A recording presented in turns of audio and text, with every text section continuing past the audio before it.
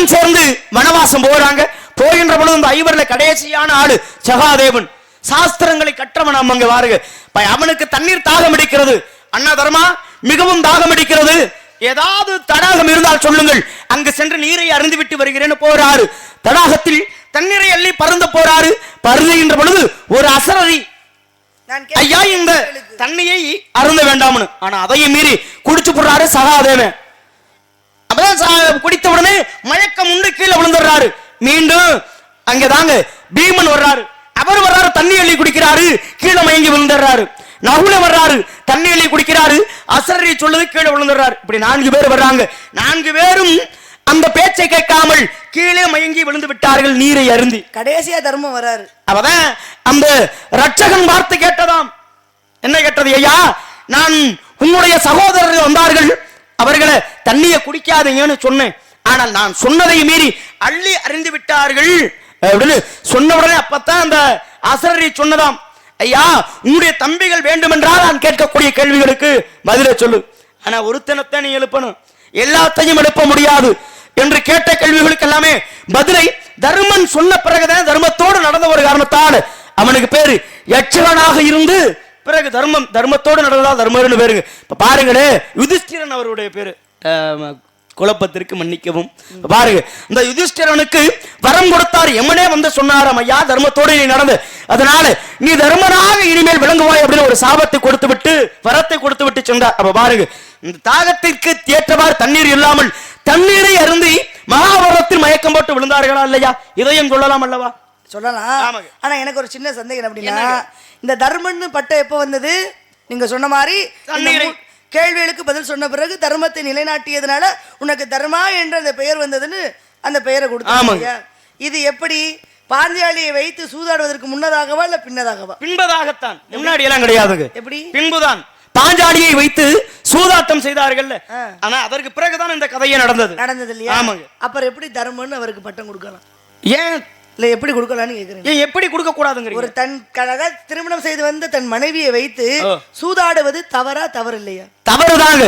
அதுலயும் பாருங்க, தர்மத்தோடு எல்லாருமே நடந்து கொள்வாங்க, நடந்து கொள்ள மாட்டாங்க. அப்ப தர்மத்தோடு நடக்காததுக்கு தர்மம்னு ஏன் பேர் கொடுக்கணும்? துரியோதனன் கெட்டவன்.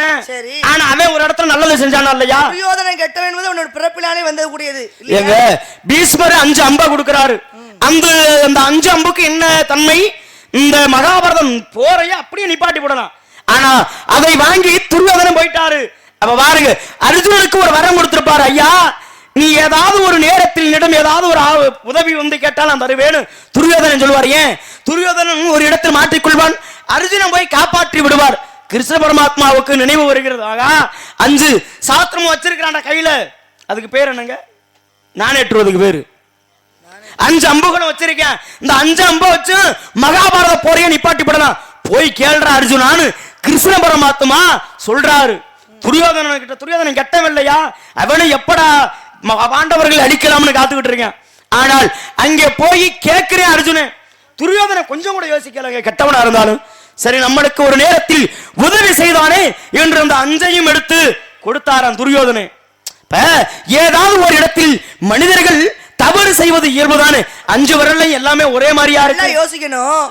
எல்லோரும் இறந்த பிறகு பாத்தீங்க அப்படின்னா துரியோதனாக கூட நேரடியா சொர்க்கத்துக்கு போயிட்டாங்க. சரி இல்லையா? ஆனா பாண்டவர்கள் கூட போனாங்களா? கிடையாது. பாண்டவர்கள் எல்லாருமே போக கிடையாது. அப்ப நீங்க சொன்ன மாதிரி துரியோதனாக கூடியவன் கெட்டவனாக வளர்க்கப்பட்டான். அவன் பிறப்பிலே கெட்டவன் அல்ல, கெட்டவனாக வளர்க்கப்பட்டான். அவன் பிறக்கும் போதே ஜாதக பலன்படியாக சொல்றாங்க, இவனுடைய பிறப்பு வேண்டாம், அவனை அழிச்சிருங்கன்னு சொல்றாங்க. ஆனா தாயும் தந்தையும் கேட்க கிடையாது. இவன் பிறந்து வளர்ந்தான் என்று சொன்னால் இந்த நாடு நகரம் உடன் பிறந்த அத்தனை பிறப்புகளுமே இறந்து போகணும்னு சொல்றாங்க. ஆனா கேட்க கிடையாது. ஏன்னா தாய் தந்தை இருக்கு, என்னதான் இருந்தாலும் பிள்ளை ஆயிட்டே, அதை அழிப்பதற்கு மனம் வருமா அப்படின்னு சொல்லும்போது, அப்ப முதலிலே துரியோதனுடைய அழிவுக்கு முக்கிய காரணம் யாரு? தாயும் தந்தையருமே. சரியா? இரண்டாவதாக தன் தாய் மாமனாக கூடிய சகுனுடைய வளர்ப்புலதான் துரியோதனாக கூடியவன் பகடக்காயா பயன்படுத்திக்கிட்டாரு. யாரு? துரியோதனன் வைத்துத்தான் அந்த துரியோதன கூட்டத்தை அழிக்க முடியும். அவருடைய நோக்கம் பாண்டவர்கள் கூட்டத்தை அழிப்பதல்ல. யாருக்கு? சகுனிக்கு. பாண்டவர் கூட்டத்தை அழிப்பதல்ல, தன்னுடைய தங்கையினுடைய மைந்தர்களை அழிப்பதுதான் சகுனியின் நோக்கமாக இருந்தது. அதனால்தான் அங்கே துரியோதன் சிறுவயதாக இருக்கும் பொழுது பாண்டவர்களை பகையாளியாகவே அவர்களை பாவித்து என்ன பண்ணாரு, வளர்க்க ஆரம்பித்தார். அதனாலதான் எதையும் யோசிக்க முடியாமல் எதிரியாகவே நினைத்து வாழ்ந்ததுனாலதான் அங்கே துரியோதன் அந்த நேரத்தில் அங்க கெட்டவனாக பாவிக்கப்பட்டான் பாருங்க. ஆனா இவங்க தர்மமே சிறந்ததாக வாழ்ந்து இவங்க எல்லாம் தர்மம் பண்ணாங்க அப்படின்னா கண்டிப்பான முறையில கிடையாதுன்னு தான் நான் சொல்லுவேன். சரிங்க, எப்படி சொல்றீங்க பாருங்க. தர்மத்தோடு பாண்டவர்கள் நடந்தாருங்கிறீங்களா கௌரவர்கள் நடந்தார்களா? என்னை பொறுத்தவரைக்கும் கௌரவர்கள் தான் நடந்தாங்கன்னு சொல்லுவேன் நான். அப்ப பாண்டவர்கள் கிடையாது, கிடையவே கிடையாது. எப்படிங்க இல்லைங்கிறீங்க? எங்க அவன் கெட்டவங்க. சரி, அவன் கெட்டவன், கெட்டதுக்கு அழிவு எல்லாத்துக்கும் காரணமா தான் இருப்பான். நீங்க தர்மம் சொல்றீங்க, தர்மத்தை நிலைநாட்டக்கூடியவங்க சொல்றீங்க. சரிங்க, நீங்க எந்த இடத்துல தர்மத்தோட நடந்துகிட்டீங்க? நடக்கவே இல்லையே. அப்படியா? ஏங்க தர்மத்தோடு நடக்காமலா தர்மருக்கு தர்மரன பேர் வந்துச்சு? அர்ஜுனனுக்கு ஏன் வில்வித்தையில் சிறந்தவன்?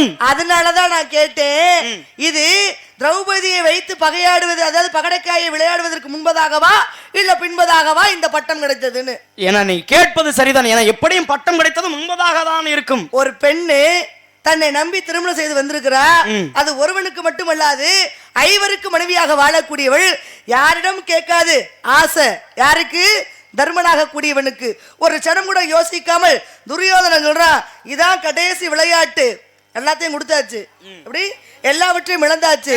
அவன் சூட்சமமாகத்தான் அவனுடைய மனைவியை கேட்கின்றான். யாரு? துரியோதனாக கூடியவன். எப்படியாவது திரௌபதியை பழி வாங்கணுங்கிறது துரியோதனுடைய எண்ணமாக கூடியது. அப்ப பகடைக்காயை உருட்டி, இது கடைசி விளையாட்டு, இதுல நீ வெற்றி பெற்று விட்டாய் என்று சொன்னால் உனக்கு எல்லாத்தையும் திருப்பி கொடுத்துறேன் அப்படின்னு சொல்றான். அப்ப வைப்பதற்கு ஒண்ணுமே கிடையாது. எதை வைத்து விளையாடுவதுன்னு கேட்கும் பொழுது, உன் மனைவி இருக்கிறாளே அவளை வைத்து விளையாடுன்னு சொன்னா நல்ல புருஷன் இருந்தா ஓங்கி ஒரு அரைஞ்சிருக்கணும். நாடு போச்சு, நகரம் போச்சு, அதை எப்படினாலும் எந்த காலத்துல வேணாலும் எப்படினாலும் சுயமா சம்பாதிச்சு இல்ல ஏதோ ஒரு மூலியமாக இந்த நாட்டுல என்னன்னா வேற நாட்டுல கூட போய் நம்ம பழச்சுக்கலாம். இருக்கா இல்லையா?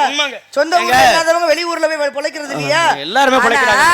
கொஞ்சம் கூட யோசிக்காத தர்மன் அங்கே துரியோதனன் சொன்னான்னு உடனேயே தன் மனைவியாக கூடியவளை வைத்து சூதாடுறானே, இது எந்த விதத்துல நியாயம்னு நீங்க சொல்லுவீங்க? சூதாடுவதே ஒரு தீய பழக்கம், சூதாடுவதே ஒரு கெட்ட விஷயம். இதுல தன் மனைவியை வைத்து விளையாடக்கூடியவன் நல்லவனா? நல்லா பேசுறீங்க. ஏன்னா சபை அறிந்து பேசு, சமயம் அறிந்து பேசு, சில நேரங்களில் பேசாமல் இருந்து பழகு. எங்க நீங்க சொல்ற மாதிரி தர்மம் நல்லவரா இல்ல பாண்டவர்கள் நல்லவர்களா கௌரவர்களா நல்லவர்களா என்று பார்த்தால் பாண்டவர்கள் மிகவும் நல்லவர்கள். இப்ப ஒரு பொருள் இருக்கு உங்கள்கிட்ட, சரி, இந்த பொருளை நீங்க ஒருவருக்கு மட்டும் கொடுத்தா நல்லவரா இல்ல 10 பேருக்கு பங்கு செஞ்சு கொடுத்தா நல்லவரா?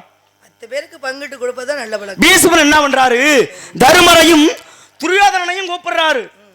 2 பேர்த்தையும் கூப்பிட்டு, இந்தடா உனக்கு ஒரு தங்க மலை, இந்த உனக்கு ஒரு தங்க மலை அப்படின்னு இருவருக்கு 2 மலையை கொடுத்தாச்சு. என்ன சொல்றாரு, இந்த சூரியனாகப்பட்டவர் மறைவதற்குள்ள என்ன செய்யணும், இதை எல்லாத்தையும் நீங்க காலி பண்ணி விடணும். இருக்கக்கூடிய ஏழை மக்கள் எங்கெல்லாம் இருந்து வர்றாங்களோ பூராத்துக்கு அள்ளி குடுங்கடான்னு சொல்ல. கர்ணை மோசமான ஆளு, ஆனா அப்பதான் பார்த்தாரு தருமே, ஆகா ஒருவருக்கு மட்டும் கொடுத்தா சிறப்பு இருக்காது என்று பொழுது சாயம் அந்த சூரியன் மறைவதற்குள்ள எல்லாத்துக்குமே அந்த நாட்டில் உள்ள அனைவருக்குமே அந்த மலையை வெட்டி வெட்டி கொடுத்தானே தருமே. அவன் நல்லவனா? கர்ணை வரவே இல்லை, சூரியன் மறைய போகுது, அந்த நேரத்தில் வர்றாரு. பாருங்க, எல்லாத்தையும் விட்டு விட்டு எனக்கு நான் ஒருத்தனுக்கு மட்டும் தூக்கி கொடுத்தாரு. அந்த பாண்டவர்கள் நல்லவர்களா கௌரவர்கள் நல்லவர்களாங்க? என்னை கேட்டா அந்த ஒருத்த அதிர்ஷ்டக்காரன்னு சொல்லுவேன். யாருங்க? அந்த வாங்கிட்டு போனவே. எப்படி சொல்றீங்க? 10 பேத்துக்கு கொடுத்தாதானே பசி யாரு? 10 பேத்துக்கு கொடுத்தாதான் பசியான்னு நீங்க சொல்றீங்க. அந்த 10 பேத்துக்குள்ள ஒத்தாளு கூட அன்னம் நினைச்சிடக்கூடிய அன்னதானத்தை வழங்காததுனாலதான் சொர்க்கத்துடைய வாயில பசியோடு அலைந்ததுதான் கர்ணனாக கூடியவர். நீங்க சொல்றீங்கல்ல, கர்ணே இவன் 10 பேத்துக்கு வெட்டி வெட்டி கொடுத்தா, ஆனா கர்ணே ஒரே ஆளுக்கு அந்த மலையை கொடுத்துட்டான்னு சொல்லி பேசுறோமே, அப்படி கொடுத்த கர்ணனுக்கு சொர்க்கம் கிடைத்ததா? கிடைக்கலையா? பசி பசின்னு ஏன் அலைஞ்சான்? எதுக்கு அலைஞ்சான்? அலைகிறான், பசியோடு சுற்றி அலைகிறான். அப்பதான் அங்க கேட்கிறான், இது என்ன பசியோடு இருக்கின்றேனே, எனக்கு எதற்காக இந்த பசின்னு கேட்கும் பொழுது சொர்க்கத்துக்கும் போக முடியவில்லை என்று கேட்ட பொழுது அப்பதான் சொன்னாங்களா, நீ எல்லாத்துக்கும் பொண்ணும் பொருளையும் வாரி வாரி கொடுத்த, கேட்டுத்தான் எல்லாத்தையும் கொடுத்த, கேட்காமல் எவர் ஒருவருக்கும் நீ கொடுக்க கிடையாது, கேட்டவருக்கெல்லாம் வேண்டியதை கொடுத்த கர்ணா, யாருக்குமே ஒரு நாளைக்கு கூட நீ சாப்பாடுன்னு வயிறார ஒரு வேளை உணவு என்பதை நீ கொடுக்கவே கிடையாது. 100 அஸ்வமேத யாக பூஜை நடத்துவதற்கு சமணம் என்னது? ஒருவருக்கு உணவளிப்பது. நல்லா தெரிஞ்சுக்கோங்க, இந்த பூவுலகிலே 100 அஸ்வமேத யாக பூஜை நடத்துவதற்கு சமமானது ஒருவருடைய வயிற்றுடைய பசியை போக்குவது என்று சொன்னால் கர்ணன் ஒருவருடைய பசியையும் போக்க கிடையாது. அப்பதான் 4 பேர் முனிவர்கள் யாசகம் கேட்டு வராங்க. வருகின்ற பொழுது எப்பொழுதும் போல கர்ணனாக கூடியவன் பொன் பொருள் வைரம் வைடூரியத்தெல்லாம் கொடுக்குறான். அப்பதான் இந்த 4 பேரும் கேட்கிறாங்க, எங்களுக்கு பசிக்குதுன்னு சொல்லும் பொழுது அப்ப கூட அவங்களுக்கு சாப்பாடு போட கிடையாது. யாரு? கர்ணனாக கூடியவன். அதோ அன்னச்சத்திரம் இங்க இருக்கிறன்னு சொல்லி தன்னுடைய கையை நீட்டினான். நீட்டிங்கின்ற பொழுது அவர் அந்த அன்னச்சத்திரத்துல போய் சாப்பிட்டாங்க. அந்த 4 பேரும் சாப்பிட்டவர்கள் என்ன சொல்றாங்க, இவளெல்லாம் கொடுத்த கர்ணனுக்கு சாப்பாடு போட மனசு இல்ல, அதனால புண்ணியமாக கூடியது கர்ணனை போய் சேர வேண்டாம், சரிங்க, அவனுடைய கைக்கு போய் கை விரலுக்கு சேரட்டும். ஏன்னா அன்னச்சத்திரத்துக்கு அன்னச்சத்திரத்தையே வழிகாட்டினா இல்லையா, அதனால அந்த புண்ணியமாக கூடியது அந்த விரலுக்கு போகட்டும் சொன்னதுனாலதான் அப்ப அவனுடைய பசி அடங்க வேண்டும் என்று சொன்னால் அந்த ஆள்காட்டி விரலை வாயிலை வைத்துக்கொள், உன்னுடைய பசி அடங்கும்னு சொன்னாங்க. சொன்ன உடனே பாருங்க அங்கே கர்ணனுடைய பசி அடங்கியது. இப்ப நான் கேக்குறேன், வெட்டி வெட்டி கொடுத்ததுனால தர்ம சொர்க்கத்துக்கு போனானா இல்ல இவர் ஒரே அடியா தூக்கி கொடுத்ததுனால இவர் சொர்க்கத்துக்கு போனாரா? கர்ம வினைன்னு ஒண்ணு இருக்கு. என்னதான் நாம எவ்வளவுதான் செஞ்சாலும் கூட இந்த கர்ம வினை என்பது ஒரு வட்டமிட்டு கொண்டு வந்து கொண்டே இருக்கும். உண்மைங்க. அந்த பாவ கணக்கை எப்பொழுது தீர்க்கப்படுமோ அது அப்பொழுதுதான் தீர்க்கப்படும். ஏன்னா கர்ணனாக கூடிய முற்பிறப்பு என்னன்னு பார்த்தோம் அப்படின்னா தஸ்யகம்சனாகத்தான் அவன் பிறந்தான், சரிங்க இல்லையா? அப்ப 999 கவசங்கள் இருந்தது. 1000வது கவசத்தை எடுக்கக்கூடிய வேளையில அவன் இறந்து போயிடறான். சகஸ்ர கவசம். ஆமா, சகஸ்ர கவசமாக கூடியவன். அப்ப அந்த கவசமாக கூடியதை எப்பொழுது யாரால் இருக்க வேண்டும் என்று சொன்னால் அதே கிருஷ்ண பரமாத்மாவுடைய அவதாரம் எப்பொழுது வருகிறோ பரமாத்மா மகாவிஷ்ணுடைய நரநாராயணாக இருந்து அந்த 999 கவசத்தையும் எடுத்தார் இல்லையா? அப்ப 1000வது கவசத்தை எடுக்கின்ற பொழுது அங்கே அவன் இறந்து போனான். அப்ப இதை எடுக்க வேண்டும் என்று சொன்னால் அடுத்த பிறவியிலே கவச குண்டலத்தோடு பிறப்பாய். எப்படி? கவசத்தோடு பிறப்பாய். அப்பொழுது நான் கிருஷ்ண அவதாரம் எடுத்து உன்னை அழிப்பேன்னு சொன்னார் இல்லையா? உண்மை. அப்ப கர்ம வினைங்கிறது எப்படியோ எங்கேயோ சுத்தி சுத்தி வரும். சாமி நல்லா பேசுறீங்க. நான் கேக்குறேன், என்னங்க மகாபாரதத்தை சொல்லியாச்சு, இப்ப ராமாயணத்தை எடுத்துக்கோங்க. சரி, இந்த ராமாயணத்துல சுக்ரீவனும் வாலியும் உண்டு. ஆமா, இருக்காங்கல்ல. எதுக்காக அவங்க இருக்கிறாங்க? யாரு சுக்ரீவன் வாலியாக இங்க இருந்தது? என்னங்க இப்படி ஒரு கேள்வியா? அவங்க எதுக்காக இருக்காங்க? இல்ல வந்தது நோக்கம் என்ன? ஏன்னா ராமாயணத்தை பொறுத்த வரைக்கும் எல்லோருக்கும் அதுல ஒரு பங்கு உண்டு. சிவன் பார்வதிக்கு கூட அதுல ஒரு பங்கு உண்டு. மகாவிஷ்ணுடைய சங்கு சக்கரத்திற்கு அதுல ஒரு பங்கு உண்டு. பாதரட்சைக்கு ஒரு பங்கு உண்டு என்ற போதும் கூட ஒவ்வொருத்தருடைய அவதாரமாக கூடியதற்கு ஒவ்வொரு விஷயம் உண்டு. இருக்கா இல்லையா? பாருங்க, அதே வாலி சுக்ரீவனை பத்தி கேக்குறீங்கல்ல, வாலி முன்பதாக யாரு போய் நின்னாலும் பழம் எங்கிட்டு போயிரும்? எதிர்த்தாளுக்கு போயிரும். ஆக முழு பழம் பகுதி அவனுக்கு போயிரும். அதனால மறைஞ்சிருந்தே அவனை கொல்ல முடியும். ராமன் பார்த்தாரு, பானம் கொடுத்தாரு, கீழே விழுந்தானா? ஆனா அவனுக்கு ஒரு விமோச்சனம் கொடுத்தாரு. என்ன கொடுத்திருப்பாரு? மறைஞ்சிருந்து பானம் செய்யக்கூடாது கொடுத்தாரு. நேருக்கு நேராக நின்னு கடவுளாக இருந்தாலும் கூட கேட்டாரு. அம்மா என்ன கேட்டாருன்னு கேக்குறேன். அது நான் சொல்லிக்கிறேன், நான் கேட்டதுக்கு நீங்க பதிலா சொல்லுங்க. இங்க பாருங்க, பேச்சு நல்லா இருக்குமா உன் பேச்சு? பொழுது விடிஞ்சா போச்சுங்கிற மாதிரி பாருங்க. இந்த வாலி சுக்ரீவன் சூரியனுடைய தேரோட்டி அருணனுக்கு அருணனுக்கு ஒரு ஆசை. ஆகா 12 ஆண்டுகள் முடிஞ்சிடுச்சு, தேவதுந்தவி முழங்க போறாங்க. ரம்பா, ஊர்வசி, மேலகை, துளத்திமை என்று சொல்லக்கூடிய 4 பெண்கள் நடனம் ஆடுவாங்க. இப்ப நடனம் ஆடுகின்ற பொழுது அந்த நடனத்தை நம்மளும் பார்க்கலாமேன்ட்டு ஒரு ஆசை வருது அருணனுக்கு. இப்பதான் சூரியன் கிட்ட சொல்லிட்டு போறாரு, ஐயா கொஞ்ச நேரம் பொறுத்து இருங்கள், நான் வருகிறேன் என்று அவரை விடுத்து விட்டு மேலகம் போறாரு. இப்ப போன உடனே உள்ள அனுமதிக்கப்படவில்லை. பிறகு வந்து தன்னை ஒரு பெண்ணா மாறுறாரு. எப்படி? அருணன் அருணாதேவியா மாறி தேவலோகம் போயாச்சு. இப்ப எல்லாருமே நடனம் ஆடுறாங்க. இவர் அதை பார்த்து கொண்டே இருக்கிறார். அப்ப இந்திரன் மிகப்பெரிய ஆள் இல்லையா? இந்த பொம்பளைய பார்த்த உடனே ஆசை வந்துருச்சு. ஏமா இப்படி ஆசை இருந்தா ஆசை வராதா? என்ன ஒரு அழகிய தோற்றம் கதையிலங்க. இந்த அருணாதேவியை பார்த்த உடனே இந்திரனுக்கு ஆசை, ஆகா எப்படியாவது இந்த பெண்ணை நாம் அடைய வேண்டும்னு ஒரு ஆசை வந்துருச்சு. அப்பதான் இந்திரன் விறுவிறுன்னு எந்திரிச்சு போறாரு. தனிமையா அந்த பெண்ணை பாருங்க, பெண்ணை, அழகுள்ள பெண்ணை, இந்த உலகில் உன்னை போல ஒரு பெண்ணை நான் பார்த்ததே இல்லை, மாமா நாம் இருவரும் ஒன்றாக சேருவோம், ஒப்புதல் தருவாயா? கையை அங்க நீட்டு பேசுங்க. இல்லங்க, கதை இயலிசை நாடகம் என்றார்கள். இங்க நீட்டு வீளாகும். இப்ப பாருங்க, கேட்ட உடனே அருணாதேவிக்கு குழப்பம் வந்து விட்டது. ஆஹா, நாம் என்ன செய்வது? அருணாதேவி குழப்பம் வந்துச்சு, எனக்கு கொலவெறி ஆயிரும். அப்படி ஆக கூடாதுங்க. இப்ப பாருங்க, அவர் சொல்றாரு, ஏமா கோவப்படுற? கொஞ்ச நேரம் ஒத்துக்கிட்டனா ஒரு நல்ல பிள்ளை இந்த உலகத்துக்கு நம்மளுக்கு கிடைக்கும்னு சொல்றாரு. இந்த பெண்ணுக்கு ஆசை வந்துருச்சு. சரி, உங்களுடைய ஆசைகளுக்கு நான் இணங்குகிறேன் அப்படின்னு இருவர் ஒன்றா சேர்றாங்க. சேர்ந்த உடனே பிறந்தவன வாடி. அப்ப அந்த குழந்தையை தூக்கி கொண்டு நேரா பூலோகத்தில் கொண்டு போய் கிஷ்கிந்தான ஒரு இடம், அந்த இடத்திற்கு அருகில் ஒரு வனத்தில் விட்டு எங்க விட்டுட்டு போறாங்க, அங்க இருக்கக்கூடிய வானர்களிடம் விட்டுட்டு போயிட்டாரு. சூரியனை பார்க்க போனா சூரியன் கேட்கிறாரு, என்னையா இவ்வளவு நேரம் ஆச்சு, எங்க போனோன்னு கேட்க. வேற ஒன்றும் இல்ல, கொஞ்ச நேரம் காலதாமதமாகி விட்டதுன்னு சொல்ல, உண்மையை சொல்லி என்று சூரியன் மீண்டும் மீண்டும் கேட்க. அப்பதான் சொன்னாரு, நான் மேலோகம் போனேன், என்னை உள்ளே அனுமதிக்கப்படவில்லை, நான் பெண்ணாக உருவத்தி மாற்றி போனேன், அங்கே என்னை இந்திரன் பார்த்தாரு, இருவர் ஒன்னா சேர்ந்த உடனே ஒரு பிள்ளை பிறந்துருச்சு. அந்த பிள்ளை கிஷ்கிந்தத்துல இந்த வனவாசத்தில் தான் விட்டுட்டு வந்திருக்கோம்னு சொல்ல. அப்படியா, பெண்ணா மாறியா அப்படின்னு சூரியன் கேட்க. ஆமாம் என்று இந்த அருணன் சொன்ன உடனே, சரி எனக்கு ஆசையா இருக்குது, என் முன்னாடி கொஞ்ச நேரம் மாறுமான்னு சொல்ல. இவ அருணனுக்கு கோவம் வந்துருச்சு. என்னையாது, நீ தகப்பன் போல அல்லவா, நீ போய் என் கூட சேரணும் என்று ஆசைப்படுறிய, நியாயமா அப்படின்னு. அருணே, இப்படி பூரா பொம்பளை பித்தனா இருந்திருக்கீங்களே மேலோகத்துல, என்ன செய்வது? இல்ல, என்ன கடவுள் படைத்ததே அதுக்குத்தானே. அப்படி இருந்தா அப்புறம் பூலோகத்துல அப்புறம் மனுஷன் எப்படி இருக்கு? இன்னைக்கும் பாருங்க, யாருமே கட்ட முடியாத ஒரு மகாலு, தாச்சு மகாலு பொம்பளைக்கு தானே கட்டினாரு. அது எது கட்டினாரு? உயிரோட இருக்கும்போது கட்டினாரா? செத்த பிறகாவது கட்டினாரு. அதுக்கு பேரு சமாதி. அது அதாவது பரவாயில்லங்க, இன்னைக்கு ஒரு சில பேர் பாத்ரூம் கூட கட்டுறது இல்ல, ஆனா அன்னைக்கு மகாலையே கட்டினாரா இல்லையா? சூரியன் சொன்ன உடனே அருணாதேவியா மாறிட்டாருங்க. சூரியனுக்கு ஒரு எச்ச புத்தியாக, பெண்ணு நல்லா இருக்காரு, எம்மா என் கூட கொஞ்ச நேரம் சேருன்னு சொல்ல. இந்த பெண்ணுக்கு ஓந்துருச்சு, என்னடா செய்யறது? இவரும் கேட்கிறாருன்னு கொடுமைன்னு கோவிலுக்கு போனா அங்க 2 கொடுமை ஜிங்குன்னு அவுத்து போட்டு ஆடுதாங்கிற மாதிரி அங்க பாருங்க, இவர் அருணாதேவியும் சூரியனும் ஒன்றாக சேருகின்றார்கள். சேர்ந்த உடனே பிறந்தவர் சுக்கிரீவன். இப்ப இவரையும் எடுத்துட்டு கொண்டு போய் அவர்கிட்டயே ஒப்படைச்சிட்டு வந்தாச்சு. அங்கே தலைவர் தாங்க பாருங்க, வானர கூட்டங்களுக்கு தலைமை யாரு? பர்வதரன் ஒருத்தர் இருந்தார் பாருங்க, அவர்தான் மிகப்பெரிய ஒரு தலைவரா. அவர்கிட்ட கொண்டு போய் ஒப்புதல் கொடுத்த உடனே அவர்களை வானரங்களாக மாற்றப்படுகின்றார்கள். மானரங்களாக மாற்றி அவங்கள்ட்ட ஒப்படை செய்து விட்டு பிறகு வந்துடுறாங்க. யாரு? அவர்தான் அருணாதேவி. அப்ப வாலி என்பவன் யாரு? இந்திரனுக்கும் இந்த அருணாதேவிக்கும் பிறக்கப்பட்டவன். சூரியனுக்கும் அருணாதேவிக்கும் சுக்கிரீவன் பிறக்கப்பட்டாருங்க. நீங்க கேட்ட கேள்விக்கு பதில் ராமாயணத்துல. அப்ப ராமாயணத்துல சுக்கிரீவனும் வாலியும் எப்படி பிறந்தாங்கிறது நீங்க சொன்னீங்க. இப்ப நீங்க சொன்ன மாதிரி வாலியினுடைய எதிரே யார் நின்றாலும் அந்த எதிரே நிற்கக்கூடிய பலம் யாருக்கு வந்துடும்? வாலிக்கு வந்துடும். அப்போ அவனை அழிக்கிறது ரொம்ப கஷ்டம்.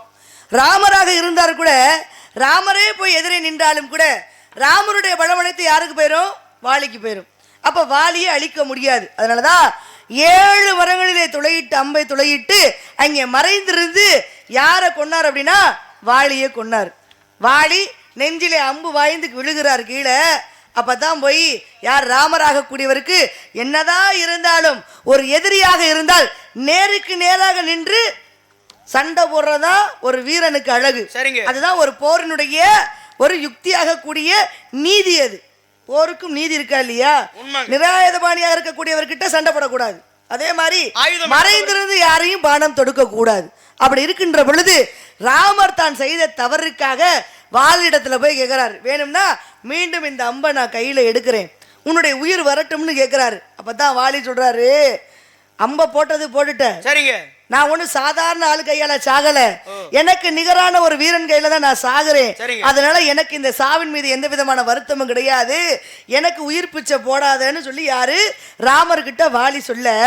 அப்பதான் ராமர் சொன்னாரா, எனக்கு நான் செய்த பாவத்திற்கான விமோச்சனம் வேண்டும் என்றால் அடுத்த பிறவியிலே நான் கிருஷ்ணாவதாரம் எடுக்கின்ற பொழுது என்னுடைய உயிராக கூடியது என்னுடைய காலினுடைய கட்டை விரலில் இருக்கும். அப்ப நீ வேடுவனாக வந்து என்னோட உயிரை எடுத்துக்கோன்னு யார்கிட்ட சொல்றாரு? அங்கே வாலியிடம் சொல்ல. அங்கே மகாபாரதத்திலே கிருஷ்ண பரமாத்மாவுக்கு உயிர் எப்படி பிரிந்தது என்று சொன்னால், அவர் படித்திருக்கின்ற பொழுது காளையாட்டு காட்டில படுத்திருக்கிறார். அப்பொழுது அங்கே வந்த வேடுவனுக்கு அது ஏதோ ஒரு நாகம் சர்ப்பமாக கூடியது போல தெரிய அவன் அம்பை தொடுக்கிறான். அந்த அம்பை தொடுத்த பொழுது அந்த கட்டை விரலிலே அம்பு வாய்ந்தது, கிருஷ்ண பரமாத்மாவோட உயிர் போச்சு. இருக்கா இல்லையா? ஏன்னா கடவுளா இருந்தா கூட தான் செய்த பாவத்திற்கு பாவ மோசனம் கேட்டாரு.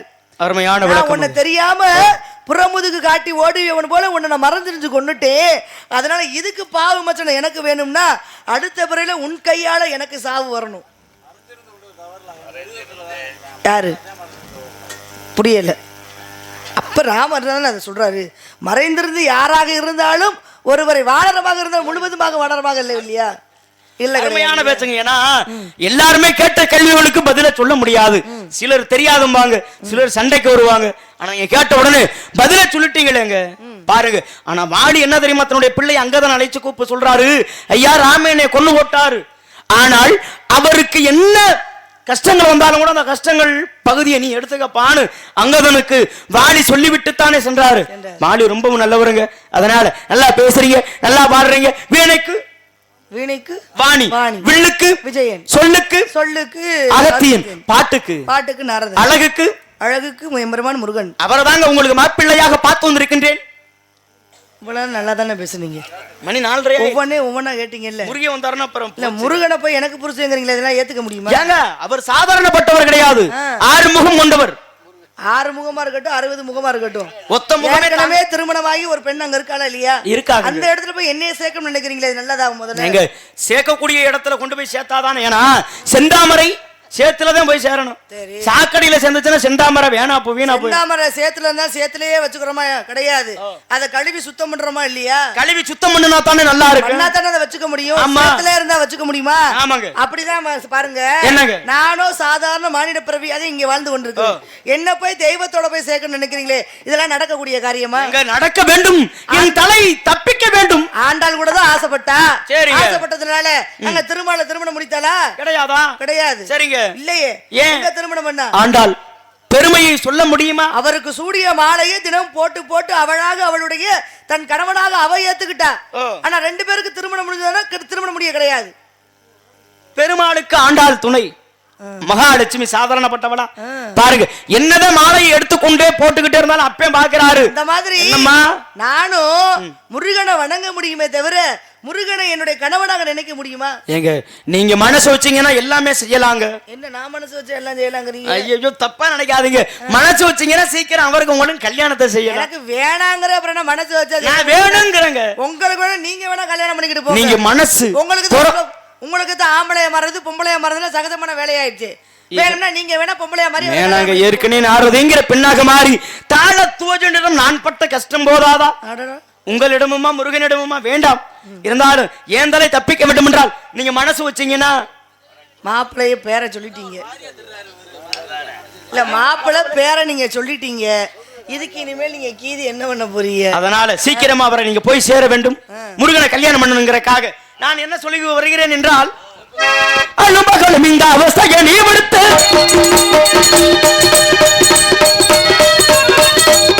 அவனியோ தொலையில் பாசேவி மடுத்து சொல்லுமென் வார்த்தை கேளமா. கூட்டி கொடுப்பதுங்கள் கோத்திரத்தின் முறையோ, கூட்டி கொடுப்பதுங்கள் கோத்திரத்தின் முறையோ, கூட்டி கொடுப்பதுங்கள் கோத்திரத்தின் முறையோ, கொண்டவன் சொல்ல வந்து உமக்கிட கரையை விரிதி அது கூட்டி கொடுப்பதுங்கள் கோத்திரத்திலுமில்லை, கூட்டி கொடுப்பதுங்கள் கோத்திரத்திலுமில்லை, திசை மாற்றி உன்னை காட்டி மரம் முடிப்பை சொல்லுமே வார்த்தை கேளமா. அறிவில்லாதவருக்கு அறியும், பொருள் அவருக்கு பொருளையும் கூட்டி கொடுக்கிறவர்கள். ஆனால் முருகனிடத்தில் தாங்களை காட்டும் கூட்டும் கொடுக்காவிட்டால் என்பதும் அறிந்திருப்பதோ பிரம்ம முடிச்சுமல்ல, கையில் இருப்பதோ சப்தத்தால கட்டியும் அல்ல. இது சத்தியம் சத்தியம் சத்தியம். கண்டா கடம்பா கார்த்திகேயா கதிர் வேடா எங்கிருந்தாலும் விரைவில் வந்து என்னை ஆட்கொண்டு போவாயாக. முருகா முருகா முருகா.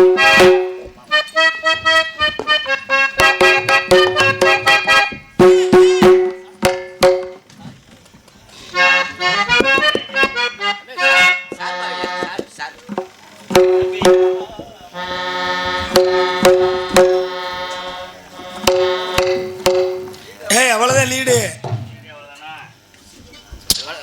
அவ்வளவுதானே. திருப்பி திருப்பி எடுத்துக்கிட்டு வந்து படிக்கிறேன்.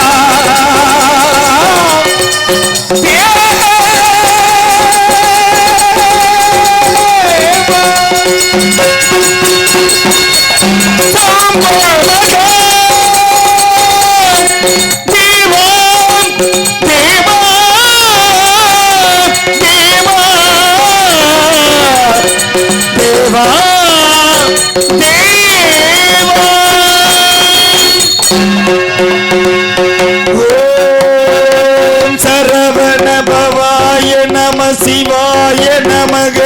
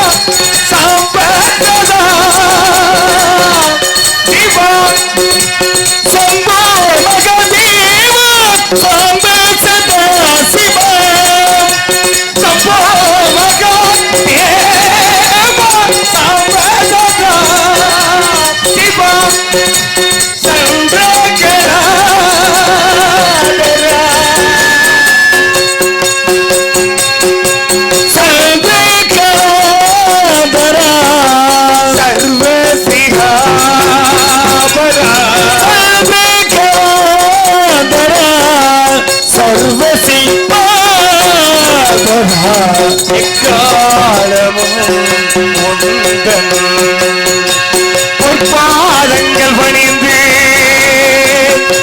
எனக்கு நலம் அருள்வா.